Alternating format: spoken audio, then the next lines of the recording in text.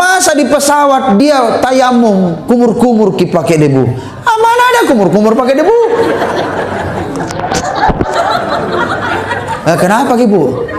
Sakit gigi tak? Dan tidak Ustaz, kumur-kumur kak. Tidak ada kumur-kumur tayamum. Ada lalu kesan nenek-nenek nak buka kosnya. Nak buka baru nak sapu pakai debu. Ya Allah ya karim, innalillahi. Ku tanya, di mana ki belajar nenek? Ada itu orang pintar di kampung Ustaz. Allahu Akbar. Kenapa orang pintar?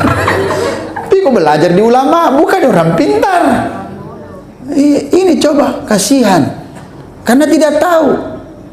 Ada orang tidak mau sembahyang karena dia junub, sakit, tidak bisa mandi, maka tidak mau sholat. Di situ dijelaskan kalau dalam keadaan junub, marid, ala safar, dalam perjalanan tidak ketemu air, fatayammamu, maka bertayamumlah.